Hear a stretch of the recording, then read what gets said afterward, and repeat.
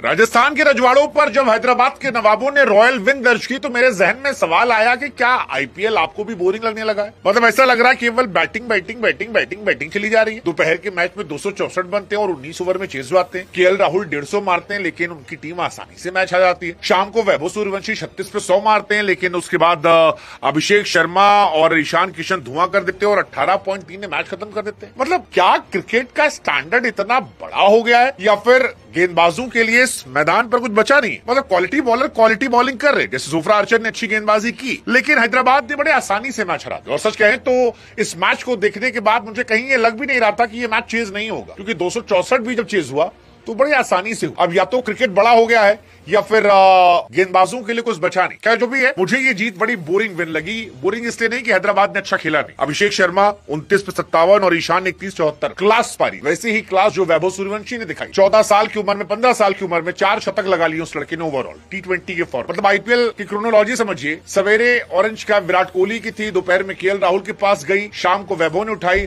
और रात को अभिषेक शर्मा ने कहा लगा के हम सुने, क्योंकि मैच हम जीते। 5 विकेट से जीते हैं, 18.3 ओवर में चेस करके जीते। बट अगेन क्या ये बोरिंग मैचेस हो रहे हैं? 20 ओवर 264, 18.5 पे 265। मतलब ये चेस का दिन था लेकिन चेस इतनी आसानी से होंगे और 20वें ओवर तक नहीं पहुंचेंगे। तो या तो बॉलिंग लाइनअप जो है वो बहुत कमजोर हो गया है या बैटिंग बहुत एक्स्ट्राऑर्डिनरी। फैसला हम आप पर छोड़। लेकिन फिलहाल कहानी ये कि सारिश कमबैक कर चुकी। ईशान किशन की अगुवाई में खेली थी तब भी कमबैक किया था और पैट कमिंस की अगुवाई में आई तब भी उसने जबरदस्त कमबैक। एक दिन चेस का दिन और जबरदस्त मैच दोनों तरफ देखने को मिला। जीटी वर्सेस आरसीबी में कोहली के पास ऑरेंज कैप थी जैसा हमने बताया, फिर डीसी पंजाब के बाद राहुल के पास आई, वैभव ले गए। वैभव पर सूट भी कर रही थी क्योंकि रॉबिन उथप्पा ने कहा था वैभव 400 नहीं बना पाएंगे और वैभव अगले 2 मैच में 400 बना देंगे। हालांकि वैभव को देखकर अभिषेक भी कह रहे थे, ईशान भी कह रहे थे कि ये बाबू माना तुम छोटे हो लेकिन इतनी आसानी से तुमको हम टोपी नहीं देंगे, हम भी खेलेंगे। और अभिषेक भी क्या कमाल की फॉर्म है। मतलब right now is orange cap holder. 21 गेंद 48 रन केकेआर के सामने, 28 गेंद 74 पंजाब के सामने, 22 गेंद 59 सीएसके के सामने, 68 गेंद 135 डीसी के सामने और अब 29 गेंद 57 रन आर के सामने। लेकिन फिर वही सवाल है कि अभिषेक भी ऑफ स्पिनर खेले रहे हैं। यही सारी टीमें वर्ल्ड कप में पानी भर रही थी, वहां रन नहीं बन पा, यहां बन रहे हैं।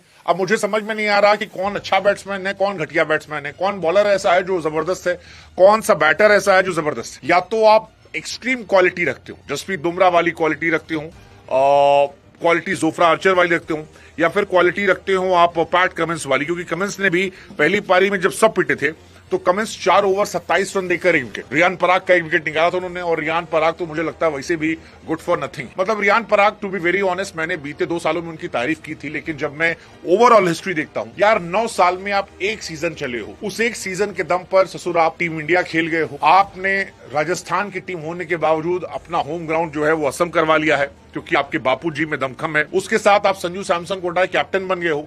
जायसवाल जैसा ओपनर आपके पास है, इंडियन टीम प्लेयर, वो बाहर बैठा है, वो कैप्टन नहीं, आप कैप्टन हो। तो मेरी समझ से परे है कि वो क्यों टीम है, क्योंकि अगर वो किसी और टीम में होते जहां नेपोटिज्म नहीं होता तो शायद रियान पराग टीम का हिस्सा नहीं होते। लेकिन रियान पराग टीम का हिस्सा है और क्रिकेट में नेपोटिज्म का एक बहुत बड़ा चेहरा रियान पराग फिलहाल नजर आते हैं। सालों पहले जब हर्षा भोगले ने कहा था राजस्थान का सिंपल है 5 बैट्समैन 5 बॉलर और 1 रियान पराग, वो मजाक बीते 2 सालों में मजाक लग रहा था। वो बैटिंग अच्छी कर रहे थे लेकिन 7-8 मैच में अगर आप लगातार फ्लॉप हो और 9 सीजन में सिर्फ 1 सीजन रन बनाते हो तो फिर ये नेपोटिज्म वाले टैग आप पर आएंगे, वरना मेहनत करनी पड़ती। वही मेहनत जो नीतीश कुमार रेड्डी ने की। आज भी देखिए जोर लगाया उन्होंने, बैटिंग से जोर लगाते हैं, बॉलिंग से जोर लगाते हैं और हर दिन लगाते हैं। आज भी 4 ओवर में 31 रन देकर 2 विकेट निकाल। हर मैच में वो बैटिंग बॉलिंग दोनों जोर देते हैं और उसका नतीजा होता है कि मेहनत करते हैं। आज 4 ओवर में 20 रन देकर 1 विकेट और उसके बाद जब बैटिंग करने आए तब भी जबरदस्त गेंदबाजी, बैटिंग थी 18 गेंद 36 रन। तो Nitish Kumar Reddy is doing good. नहीं, नीतीश ने 2 ओवर में शायद किए थे, 2 over 20, but overall he is a good ball, अच्छा कर रहे हैं।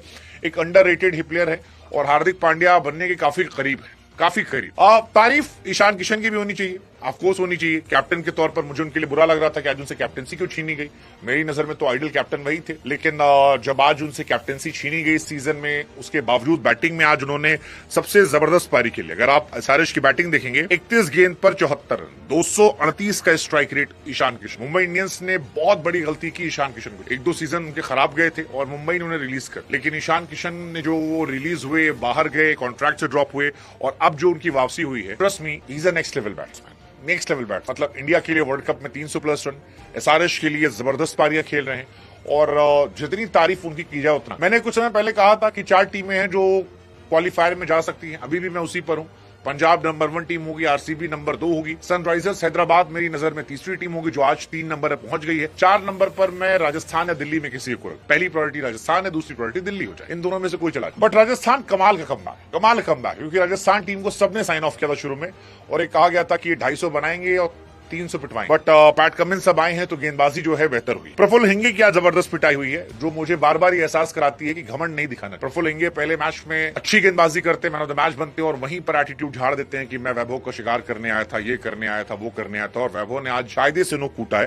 पहले ओवर में भाई साहब जो है वो 25 रन कूटे गए और वहीं पर उनका खेल खत्म हुआ। 25 रन पहले ओवर में कूटे गए हैं जो बता रहा था। आज काफी दबीटी। शाकिब की आज काफी पिटाई क्योंकि शाकिब जो है वो एक भी छक्का नहीं खाए थे, लेकिन आज वैभव ने धागा खोल के रखा। बाकी मीडियोकर इनिंग ध्रुव जुरेल ने खेली 145 के स्ट्राइक रेट से। मतलब जिस पिच पर आप 3 नंबर पर ईशान किशन 250 के स्ट्राइक रेट से मार रहा है, वहां पर आप 145 के स्ट्राइक रेट से एक मीडियोकर इनिंग खेली। रियान पराग वो करके आए जो बाथरूम में करना चाहिए, 9 गेंद पे 7 रन, 70 के स्ट्राइक रेट से। परेरा ने थोड़ा अच्छा किया। शिवनॉन हेटमायर जो है वो भी नीचे खत्म है, कुछ नहीं कर पा रहे हैं। जड्डू और बाकी बौकाथानी, मुझे लगता है राजस्थान रॉयल्स ने पिच के हिसाब से अगर मैं देखूं जो सड़क वाली पिच थी उस हिसाब से रन बनाए। केवल वैभव सूर्यवंशी की एक्स्ट्राऑर्डिनरी पारी थी और 278 स्ट्राइक रेट से 37 गेंदों पर 103 रन की पारी, जिसकी वजह से ये मैच बना। अदरवाइज राजस्थान रॉयल्स के बल्लेबाज डिसअपॉइंट कर रहे हैं और ये बैटिंग एक्चुअली वैभव सूर्यवंशी पर ही डिपेंड, उनकी बैटिंग जो है और कहीं नहीं है। बट एसआरएच खुश हो, आरआर को 57 रनों से हराया, सीएसके को 10 रनों से हराया, डीसी को 47 रनों से और अब 5 विकेट से जीते। लगातार 4 जीत और अब वो 3 नंबर पर आ चुके हैं और हैदराबाद को खुश होना चाहिए। ईशान किशन को खुश होना चाहिए अपनी बैटिंग की वजह से। आरसीबी के सामने 38 गेंद 80, आरआर के सामने 44 पे 91, आज 31 पे 74। सो 370 प्लस पारी 2026 में आई थिंक जितनी तारीफ उतना कम है। बट पैट कमिंस आज लौटे और लौटे तो टीम को साथ लेकर चल रहे। 4 ओवर में 12 dot ball, 27 run, 1 wicket. I mean क्या चाहिए। हर आदमी पीट रहा था, पैट कमिंस से कोई नहीं हाथ लगा पाया। हालांकि पिटाई जो है वैभव सूर्यवंशी ने की है। मतलब छोटा लड़का जो है वो गुंडा बन गया और वो कह सकता है कि मैंने जिसको मारा सब डाउन। 36 गेंदों पर 100 रन। 15 साल का बच्चा आईपीएल में तबाही में, क्या चाहिए आप। पिछले साल 35 बॉल मारा था, आज 36 बॉल, 1 साल बढ़ा तो कहा एक गेंद ज्यादा। इस आईपीएल में वैभव सूर्यवंशी ने ही राजस्थान रॉयल्स की इज्जत बचाई, वरना ये खत्म। 8 मैच 357 रन, 36 का एवरेज, 234 का स्ट्राइक, 32 छक्के, 31 चौके। मतलब आप जितनी तारीफ करो उतनी कम, जितनी तारीफ। और एक्स्ट्राऑर्डिनरी। मैं तो कई बार सोच रहा हूं कि इमेजिन इंडिया के टॉप 4, संजू सैमसन, अभिषेक शर्मा, वैभव सूर्यवंशी, ईशान किशन। भाई साहब तबाही। और 5 नंबर पर श्रेयस है। आतिशबाजी है, आतिशबाजी।